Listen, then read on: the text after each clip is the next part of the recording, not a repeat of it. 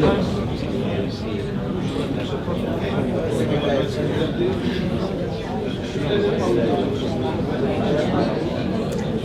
and gentlemen, I'd like to now introduce our second speaker. His achievements include the honour of the Australian Defence Medal Award after 7 years with the Army Reserve. His qualifications include a Doctor of Philosophy in Laws from the King's College London, London University, and a Masters of Labour Law and Relations from the University of Sydney. He is a barrister at law and an academic. He has been a strong supporter of the Assyrian community and continues to support the establishment of an autonomous Assyrian region in Iraq. He is here to speak on the geopolitical realities of establishing an Assyrian homeland.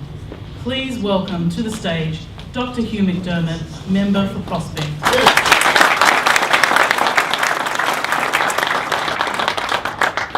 Thank you very much, and thank you to the Young Assyrians and to the AUA for inviting me here today. As an Irish Australian, I'm very honoured to be addressing you at an Assyria Day function.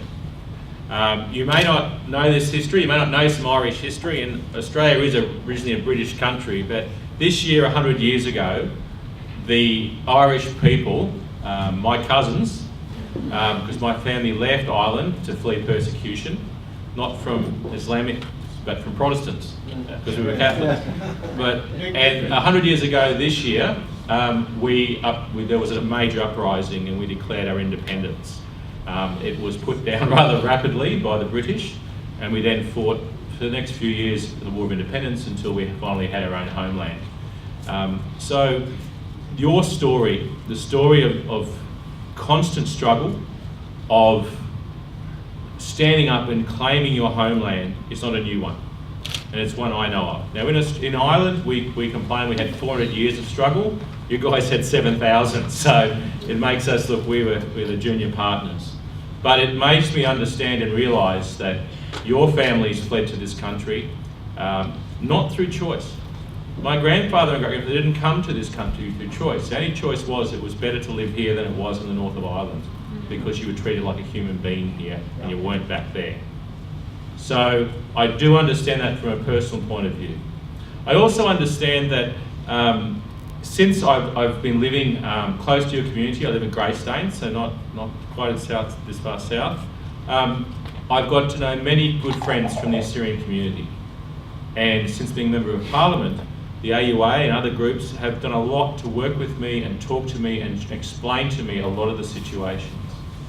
As someone who goes to Mass regularly, as someone who understands from a Christian point of view about persecution of minority groups throughout the world, I do understand, and it was something that really struck a chord with me some time ago. So I'm very, very pleased to stand here and talk about nationhood, to talk about with you what I think, in my perspective, as a politician, but also as an academic, what I think we need to do to build the homeland, or build, probably a better word, build that autonomous region in the north of Iraq. Now, the title of my discussion today is Geopolitical Realities. Geopolitics is when it's international relations, it's politics, it's looking at the impact of politics on the region, on the Middle East, and our international things that are going on that will make the struggle towards an autonomous region and an Assyrian homeland a reality. And looking at some of the factors of the realities of that and the things we have to face. Now, Nicholas was very good in what he had to say. In a way, he kind of set the scene for many things which I want to talk about. I'm not going to talk about the massacres today. We know about the genocides and the massacres. I'm going to talk about more of the movement and the way to push towards a nationhood, which we've done in the last 100 years or so. So, let's see if it works. No.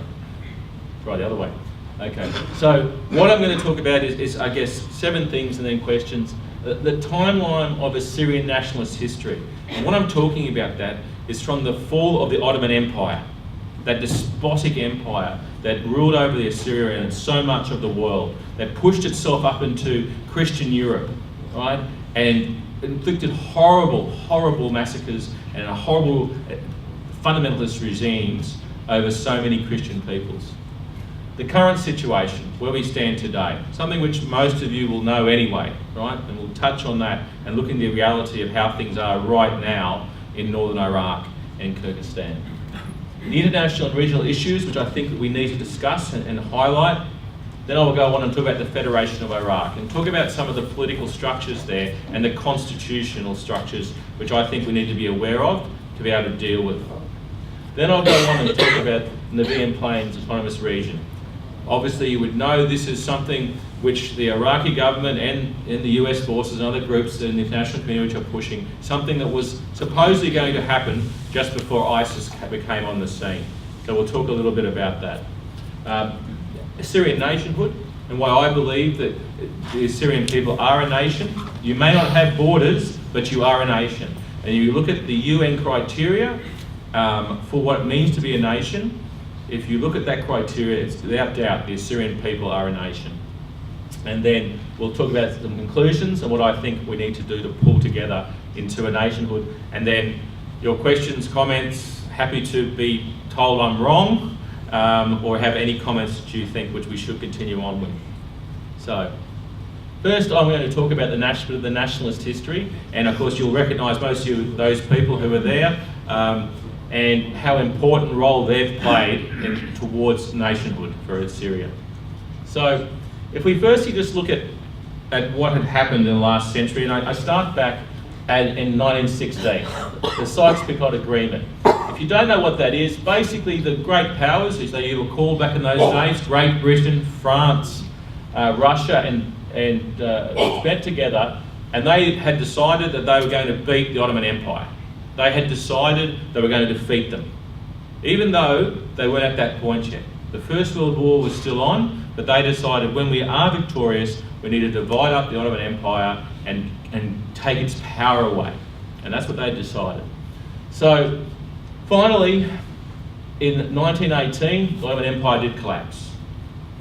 Finally, at the end of the First World War, the Ottoman Empire started falling apart, and as such, the European powers got more and more heavily involved in the Middle East and decided to really try and break it up and take control. A number of things happened in that time.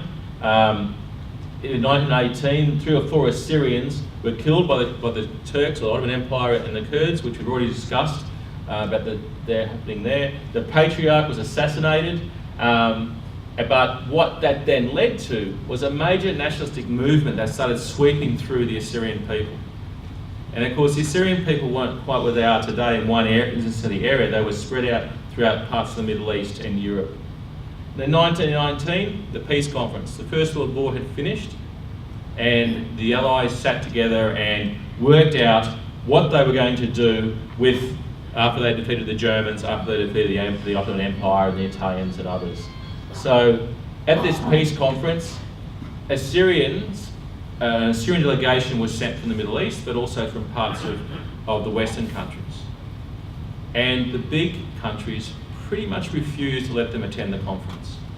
They did all kinds of things to delay them, making them go through London, and they then were kept there until the conference was finished. They said that, oh, don't worry, we've got a delegation of British Army officers who will represent the Assyrian people. There was all kinds of things that went on to try and stop the Assyrians really pushing for an independent, autonomous homeland. And the question is, why would you do that? Why would you try and stop that happening? And the answer is probably in the next question, and the next point. 1920, there was a treaty between Great Britain, the Allies, and Turkey. And what were they dividing up? Parts of what we know now as Assyria, parts of Turkey, parts of now Iran, Iraq, etc. It was all about oil. They were dividing up regions, looking at the plains of Libya and that, and how much oil production was there. And what happened in Mosul was given to Iraq, where France was guaranteed 25% of the oil production.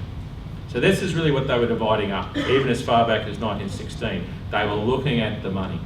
They were looking at where the resources were. Because countries like France and Britain and others were still empires. And so any involvement in the Middle East meant that they had to expand their empire. The empires were there. And they looked at the Assyrians as them, oh, that's good and nice, we'll ask for their support, for, to fight the Turks, to do other things like that, but really what we want to do is control the oil. Then in 1922, once again, the idea of what actually happened, who controls Mosul and the Nevian region, was re-examined because Turkey was complaining that they wanted that region.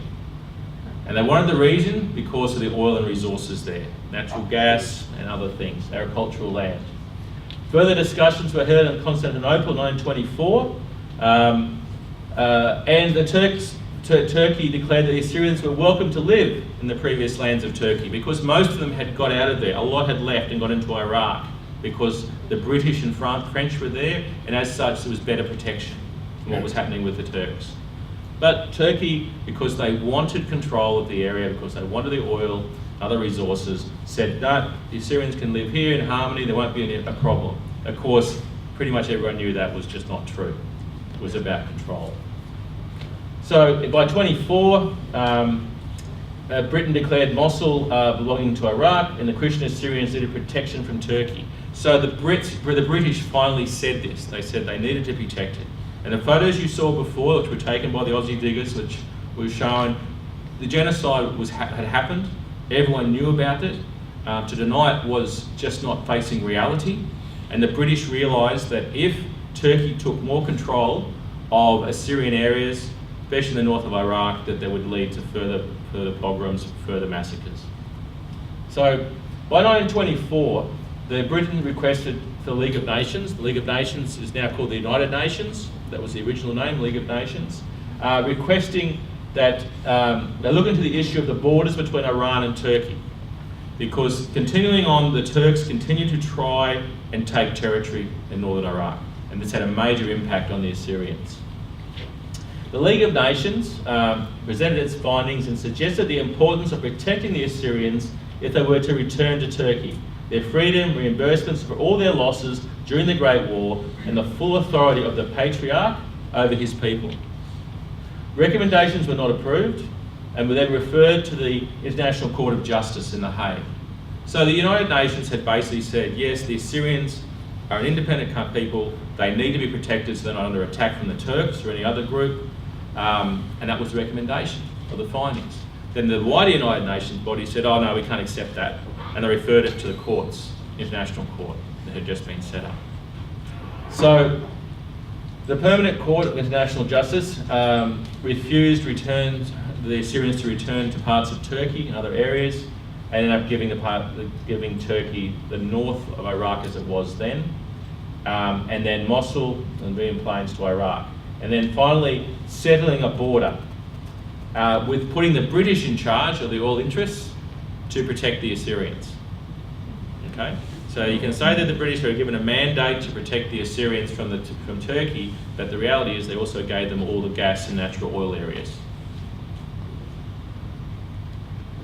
Then in 26, once again, Britain and France started arguing again about these control and border areas, and there were more negotiations done.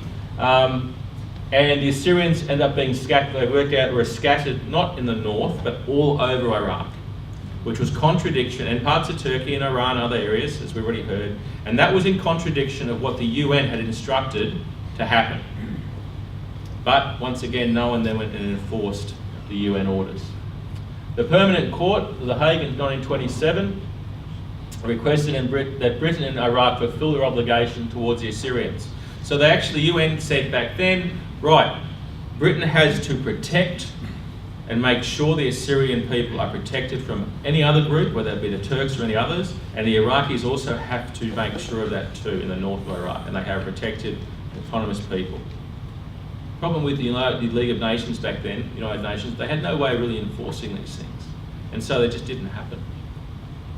There were further treaty obligations and petitions ratified by Britain and Iraq, and more the Assyrian leadership, both the Patriarch and others, were petitioning through mandates and demanding that the Assyrian people be given an autonomous homeland and they be protected.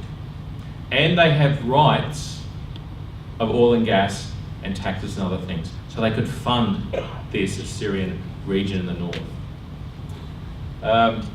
Continuing on, the 1932, in 1932, the League of Nations again granted the Assyrians their rights to a community in Iraq with local autonomy. So 1932, they were saying, the United Nations were saying, you've got this, or support it. But once again, they didn't enforce it, and nothing happened. Once again, the Assyrian Patriarch went in 1933, and this continued on, backwards and forwards.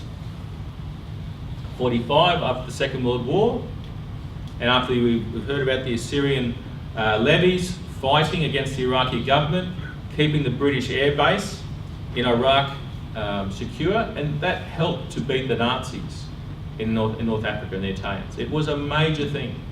So you would have thought the British and the Allies powers would then support the Assyrians for a homeland, which they did.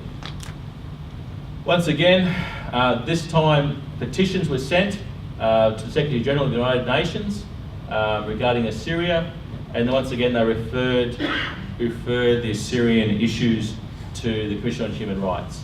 And it moved from being about nationalism, it was moved from being, I use the word nationalism as in a nationhood, to being about the human rights of a minority. So they stopped looking at it as an autonomous homeland or autonomous region to be, oh look, they're a minority group, as there's a few others there too, and so we'll look after all the minorities.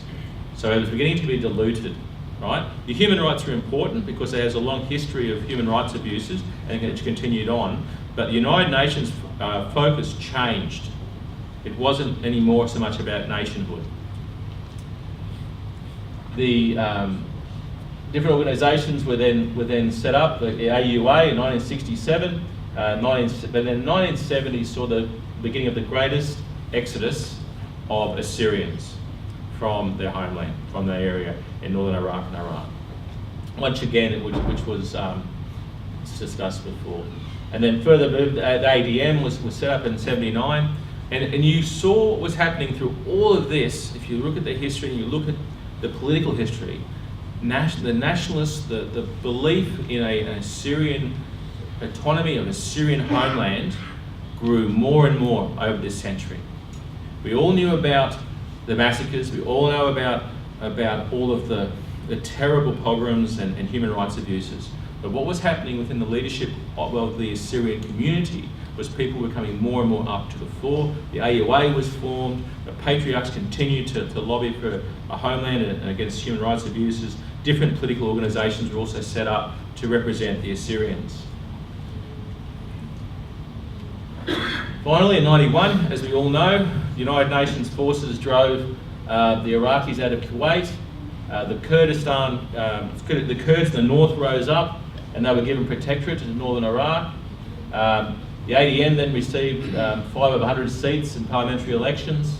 2003, the United States finally invaded Iraq.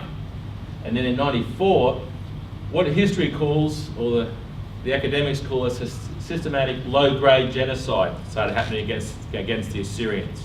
And I hate that term low-grade. But what that means is that, they didn't go out and kill 1 million people. They just started hammering away, taking one village at a time, or 18 people from this village, or a small group here, and just continued on. It never stopped, and that really continued on from 2004 by all sides who were surrounding the Assyrians to the north. So Shiites, Sunnis, and Kurds. By 2010, more than 50% of Assyrians had fled Iraq. So more than half the population had gone. They had gone to Syria, Jordan, or Lebanon as a result of what I call ethnic cleansing, because that's what it is. It wasn't just refugees fleeing because there was a war. This was systematic genocide, ethnic cleansing. And so people fled as you would. And in 2014, finally, the Iraq's Council of Ministers approved a plan to establish the Nevian Plains Autonomous Region, which I'll talk about a bit more in this presentation. So finally, in 2014, the Iraqi government, the Federation of Iraq, was finally pushed to a point where they were to set up an autonomous region in the north of Iraq. And this looked like it may happen. So that's where we are till now. 2014, autonomous region, great. And then things changed. If we look at geographically, In the north of Iraq, southeastern Turkey, northwestern Iran, and northeastern Syria still has the most indigenous areas for Assyrians, as we've already heard from the previous speaker. And the area of Iraq has the greatest concentration of Assyrians in the Nevian Plains. Now, on June 10, 2014, ISIS captured Mosul. Changed everything well and truly. Things weren't perfect in Iraq. Things were progressing, right? We were getting towards what looked like, at least on paper, and in the constitution of Iraq, an Assyrian autonomous region. And then we have a situation where ISIS took control of the north. By the 7th of August, 2014, over 200,000 Assyrians had fled their villages. To look at the figures, in 2004, there was 1.5 million Assyrians in Iraq. Today, there are about 300,000. In the last week or so, talking to different people from different Assyrian organisations in this country and overseas, that figure at 300, some people have put down to 150,000. You know, to be honest, we don't really know for certain. But what we do know is that within little more than a decade, we've gone from 1.5 million to about 300,000 or less. And why was that? Because the constant attacks by those surrounding groups who have self-interest at heart, for religious reason, economic reason, or whatever it is. Now, as we know, the Iraqi coalition forces continue to battle ISIS, but they continue to battle them, but the Assyrian culture, villages, and systematic genocide and enslavement continues.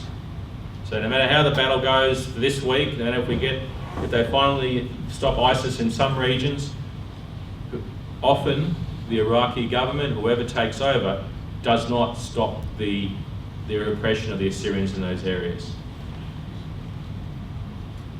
So I've just gone through briefly the state of things as they are now. So let's now look at the international and regional issues which we really need to think about. Assyrians in the Middle East, and I'll say everyone in the Middle East because I look at Iran, Iraq, Syria and Turkey, have never been equal. I've never seen it to be equal. Not since these countries have existed and not in modern history. They've been under Islamic regimes and always treated as second-class citizens and denied equality in many forms. For Assyrians, the biggest issues which we have constantly to deal with, oppressive governments, no matter which government it is that we basically are living in, the Assyrians are living in. Lack of economic opportunities.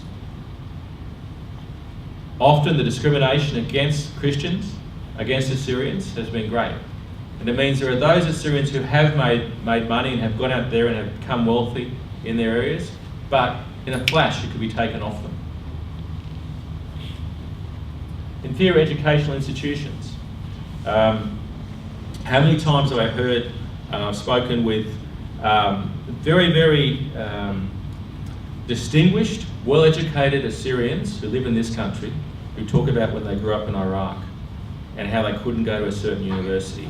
Well, they went to that university and they topped their course and they were the brightest mind, but they weren't allowed to go and see what they want to do. They weren't given scholarships because they were Assyrian, because they were Christian. Time and time. So educational opportunities just aren't there, and the governments won't help fund educational opportunities for Assyrians. Third world standards, obviously, when you're an oppressed people, constantly you are treated as an oppressed people, so you're living in third world standards. Ethnic discrimination, religious discrimination, inequality before the law, limited social and political upward mobility, trying to get up through the stratas in a society, in a Middle Eastern society, which dominated by an Islamic regime, and in Islam, unless you are a Sunni or you're a Shiite or others, you have very limited opportunities.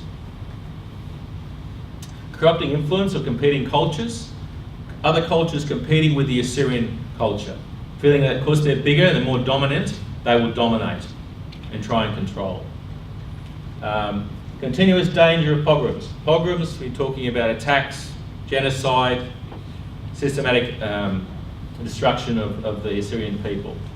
And then the entanglement of Middle Eastern politics that pits Assyrians against each other. I'm not going to go into too much detail about that, but we all know what I'm talking about, and it's been touched on today. For a nation under siege, for a people under siege, division is death. Simple as that. If you look at many nations which are in situations like yourselves in the past, unity is the most important thing. And it only helps the outside forces, those oppressors, those who are oppressing you, if you are disunified.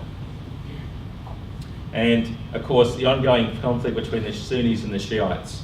And as you know, in Iran, Iraq, and backwards and forwards in the Middle East, that is just a constant and has been for hundreds and hundreds of years. Now, the Assyrian quest for political identity in their homeland must be relevant to the domestic and local policies of the government in Baghdad. That's where we are at the moment. We need to have an influence on the government of Baghdad to have any say. And the strategic interests and concerns of big powers, and especially the United States, Russia and the European Union. So if we're going to basically go towards and build a homeland, to build an autonomous region, whatever you want to call it, we must keep that in consideration, that the regime in Baghdad, government in Baghdad, has a certain view. They have a certain view of what the Federation of Baghdad should be. At the same time, the European powers and the European Union and the US also have a view of how they want things to be in the Middle East, because they still have those economic and oil and other interests there. Now, we look at the United Nations today and we say, well, how much involvement have they really had? We saw in the 1920s and 30s that they had involvement, and they made all kinds of recommendations about Syrian protectorates and areas that will be looked after. But the question I have is how much the United Nations has actually done today. They have talked a lot, but a lot of it's been talk. You know, and it's good to have talk, but talk has to be followed up by action.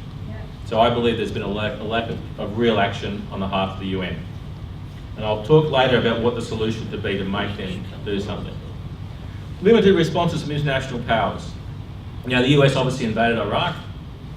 They argue with Iran a lot. They argue with Turkey a lot. They have bases in Turkey. But realistically, what has been the international response to protect the Assyrian people? They've helped with refugee camps. They've helped with immigration. Now, refugee camps and immigration is good for protecting people's lives, but it doesn't build a safe haven. It doesn't build a safe, secure borders. Right? All right, they've helped to attack ISIS, which is great, and there are troops on the ground, and Australia has sent troops, and other countries have sent troops, and that's good.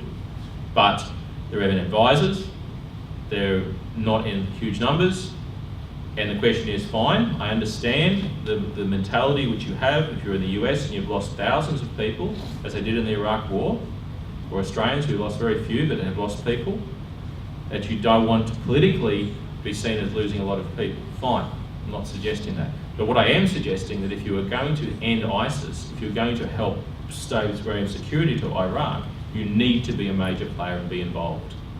And the international community hasn't done enough. And another one, lack of support from regional nations. Turkey only gets involved when someone attacks them. And usually, I mean, they don't get on well with the Kurds, but who's the greater enemy? You know, so they bomb ISIS and they bomb the Kurds who are fighting ISIS. How does that work? And then what's the other countries around done regarding to try and create a safe haven for the Assyrians, or trying to stop and quell the fighting that's going on there in Iraq at the moment? And it's very little. If anything, they add to it and make it worse, their own personal interests.